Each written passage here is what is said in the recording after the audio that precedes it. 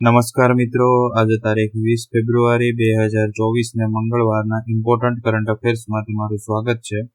દરરોજની જેમ સૌપ્રથમ વનલાઇનર્સ જોઈશું અને ત્યારબાદ જે ઇમ્પોર્ટન્ટ કરંટ અફેર્સ છે તેને આપણે ડિટેલમાં જોઈશું. આ વિડીયોની પીડીએફ તમને મારી ટેલિગ્રામ ચેનલમાં મળી રહેશે, જેની લિંક વિડીયોની નીચે ડિસ્ક્રિપ્શનમાં આપેલી છે. તો શરૂ કરીએ વનલાઇનર્સથી. પેલું છે આસામે કાજી નેમુ, કે જેને સાઇટ્રસ લેમન તરીકે ઓળખવામાં આવે છે, તેને પોતાના રાજ્ય ફળ તરીકે જાહેર કર્યું છે. ભારતની પ્રથમ ડિજિટલ ઇન્ડિયા ફ્યુચર સ્કિલ સમિટનું આયોજન ગુવાહાટી ખાતે કરવામાં આવ્યું હતું. The Indian institute of chartered accountants of ઇન્ડિયાના નવા પ્રમુખ તરીકે સીએ રણજીત કુમાર અગ્રવાલની નિયુક્તિ કરવામાં આવી છે. લેફ્ટનન્ટ જનરલ ઉપેન્દ્ર દ્વિવેદીએ ભારતીય સેનાના ઉપપ્રમુખ અથવા તો ઉપસેના પ્રમુખ તરીકેનો ચાર્જ સંભાળ્યો છે.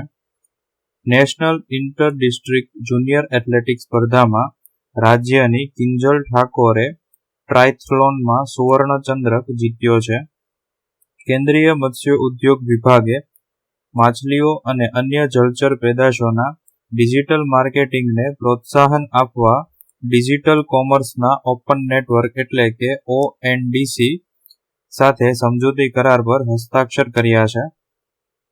ડીસા ખાતે ખેત તલાવડીઓમાં જીઓ મેમ્બ્રેન ફિટ કરવાની યોજનાનો રાજ્યવ્યાપી પ્રારંભ કરવામાં આવ્યો છે. ICAR central agro forestry research institute, કે જે ઝાંસી ખાતે આવેલું છે, તેના સહયોગથી નવી દિલ્હી ખાતે નીમ સમિટ અને વૈશ્વિક લીમડા વેપાર મેળાનું આયોજન કરવામાં આવ્યું છે. REC ને IIT મદ્રાસ ખાતે આયોજિત CSR સમિટમાં IIT ખાતેના તેના 2 મેગાવોટના રૂફટોપ સોલાર પાવર પ્લાન્ટ માટે ઇનોવેટિવ ટેકનોલોજી ડેવલપમેન્ટ એવોર્ડ મળ્યો છે. આ સાથે આજના વનલાઇનર્સ પૂર્ણ થયા.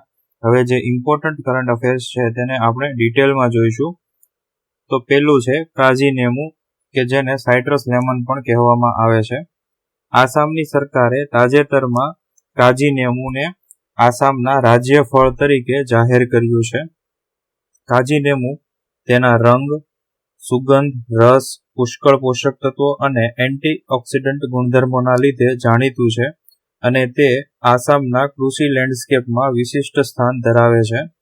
પોતાના અનન્ય ગુણધર્મથી આ ફળે ઉત્તર પૂર્વના સ્થાનિક અને પરંપરાગત ભોજન પદ્ધતિઓને સમૃદ્ધ બનાવી છે. 2019માં કાજી નેમુને જિયોગ્રાફિકલ ઇન્ડિકેશન ટેગ એટલે કે ભૌગોલિક સંકેત પણ આપવામાં આવ્યો હતો.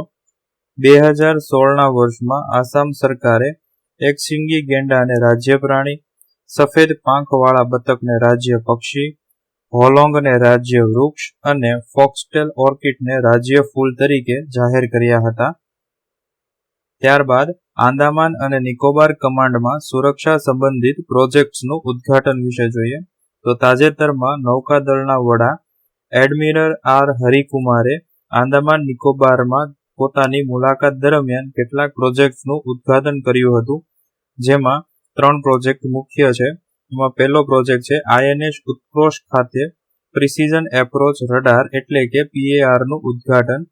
આ નવી રડાર સિસ્ટમના લીધે નૌકાદળ પર ઉડ્ડયન કરતા એરક્રાફ્ટ્સને ભારે વરસાદ અને ધુમ્મસ જેવી ઓછી દ્રશ્યતાની સ્થિતિમાં પણ અત્યંત સચોટ માર્ગદર્શન આપી શકાશે. ત્યારબાદ કોમ્યુનિકેશન અને ઓપરેશનલ ક્ષેત્રમાં સુધારો કરવા માટે તેમાં INS કોહસા, INS બાજ અને INS કારદીપ ખાતે નેવલ કોમ્યુનિકેશન નેટવર્ક NCN કેન્દ્રો ખોલવામાં આવ્યા હતા, જે પોર્ટ બ્લેર હાર્બરની સંચાર અને કાર્યકારી ક્ષમતાઓને મજબૂત કરવા માટે બનાવવામાં આવ્યા છે. ત્યારબાદ ત્રીજું હતું integrated under water harbour defence and surveillance system એટલે કે IUHDSS નું ઉદ્ઘાટન. આ એક અત્યાધુનિક સુવિધા છે કે જે નેવલ જેટીની નજીકની સપાટી પરના અને પાણીની અંદરના જોખમોને ઓળખી તેને ટ્રેક કરે છે, જેના લીધે પોર્ટ બ્લેર હાર્બરને સંબંધિત દરિયાઈ જોખમોથી સુરક્ષિત કરી નૌકાદળની મહત્વપૂર્ણ સંપત્તિના રક્ષણની ખાતરી આપી તેની સુરક્ષામાં વધારો કરી શકાશે. ત્યારબાદ digital India future skill summit MIET એટલે કે ઇલેક્ટ્રોનિક્સ અને આઈટી મંત્રાલય દ્વારા ગુવાહાટી ખાતે આવેલી national institute of electronics and IT એટલે કે NIEIIT ખાતે દેશની પ્રથમ ડિજિટલ ઇન્ડિયા ફ્યુચર સ્કિલ સમિટનું આયોજન કરાયું હતું. આ સમિટનું ઉદ્ઘાટન કેન્દ્રીય મંત્રી રાજીવ ચંદ્રશેખર દ્વારા કરવામાં આવ્યું હતું. આ સમિટનો મુખ્ય ઉદ્દેશ ભારત અને વિશ્વ માટે ભાવિ તૈયાર પ્રતિભાઓને પ્રેરિત કરવા માટેની વ્યૂહરચનાઓ ઉપર વિચાર વિમર્શ કરવાનો તેમજ અભ્યાસક્રમ ઉદ્યોગની માંગ સાથે અને તેના ધોરણો સાથે સુસંગત છે કે નહીં તેની ખાતરી કરવા માટે દેશભરમાં ઉદ્યોગ અને શૈક્ષણિક સંસ્થાઓ સાથે ભાગીદારી બનાવવાનો છે. આ સમિટમાં Intel, HCL, Microsoft, Kyndryl, IIM Raipur જેવી 20થી વધુ વ્યૂહાત્મક સંસ્થાઓએ ભાગ અથવા તો સહયોગ પૂરો પાડશે. આ સમિટમાં 4 મુખ્ય થીમ્સ પર પેનલ ચર્ચાઓ કરવામાં આવી હતી, જેમાં Semicon India AI, cyber security અને ઇમર્જિંગ ટેકનોલોજીસ અને digital India's talent for the global વર્કફોર્સનો સમાવેશ થાય છે. આ સાથે આજનું કરંટ અફેર્સ પૂર્ણ થયું. જો વિડીયો ગમ્યો હોય તો લાઇક કરજો, અન્યને ઉપયોગી થાય તેવું જણાય તો વિડીયો તેમની સાથે શેર કરજો.